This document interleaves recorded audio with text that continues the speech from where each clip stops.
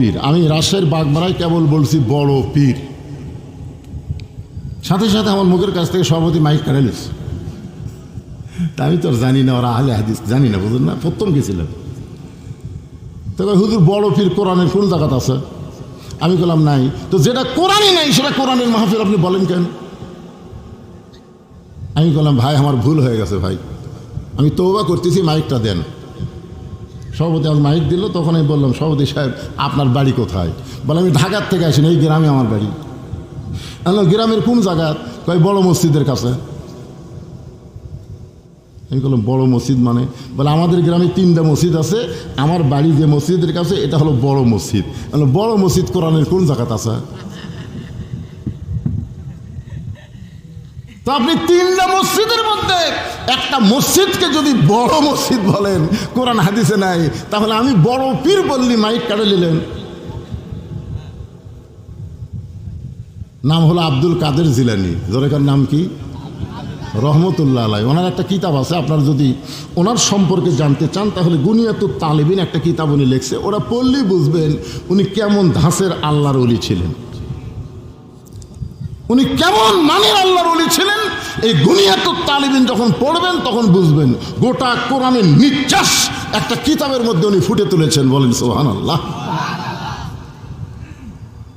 মসজিদ নববীর পাশেই সবচাইতে বড় গোরস্থান, ওই গোরস্থানকে বলা হয় জান্নাতুল বাকি। জোরে বলেন গোরস্থানের নাম কি? ওই জান্নাতুল বাকি জিয়ারত করতেছেন। পিছন দিক থেকে এক ছাত্র বলে হুজুর আপনি চোখ বন্ধ করলে গোটা পৃথিবীর খবর বলতে পারেন, আপনি একটু চোখ বন্ধ করে দেখেন তো এই জান্নাতুল বাকির কোন জায়গায় মা ফাতেমার কবর। হুজুর আপনি চোখ বন্ধ করলে গোটা পৃথিবীর খবর বলতে পারেন, আপনি একটু চোখ বন্ধ করে দেখেন তো এই জান্নাতুল বাকির কোন জায়গায় মা ফাতেমার কবর। আব্দুল কাদের জিলানী রাগ করে বললেন, রে ছাত্র, আমি চোখ বন্ধ করলে গোটা পৃথিবীর খবর বলতে পারি, এই কথা তুমি কেমনে বললা? আল্লাহ আমাকে এত যোগ্যতা দান করেছে, ইত্তাকু ফিরাসাতাল মুমিনিনা ফাইন্নাহু ইয়ানজুরু বিনুরিল্লাহ। আমি চোখ বন্ধ করলে আল্লাহর আরশ পর্যন্ত দেখতে পাই। গোটা পৃথিবী নয়, আল্লাহর আরশ পর্যন্ত আল্লাহ আমাকে দেখার যোগ্যতা দান করেছে। যালিকা ফাদলুল্লাহি ইউতিহি মান ইয়াশা আল্লাহু যুল ফাদলিল আযীম। যখন সুলাইমান বলেছিল ওই হুদুদ পাখি কোথায়, হুদুদ পাখি কোথায়, একটা গল্প আছে, এই আয়াতটা ওখানে আছে। শেষ পর্যন্ত বলা গেল হুদুদ পাখি যখন আসলে গেলে তুই দেরি করে আসলি কেন? বলে দেরি করে আসার কারণ হলো আপনি জানেন না এমন একটা রাজ্য আছে যে রাজ্যের রাজা না একটা রানী আছে, রানীর নাম হলো বিলকিস রানী। সুলাইমান নবী কয় পৃথিবীর মধ্যে আছে? বলে হ্যাঁ পৃথিবীর মধ্যেই একটা মেয়ে মানুষ দেশ চলায়। চিন্তা করে দেখেন, মরদ মানুষ মেয়ে মানুষ দেশ চলায়, শুনে খুশি হবি না রাগ করবে? আপনারা কি খালেদা জিয়া, শেখ হাসিনা, আবার সামনিকে মরদ। আল্লাহ কোরআনে বলেছে আর রিজালু কাওয়ামুনা আলান নিসা।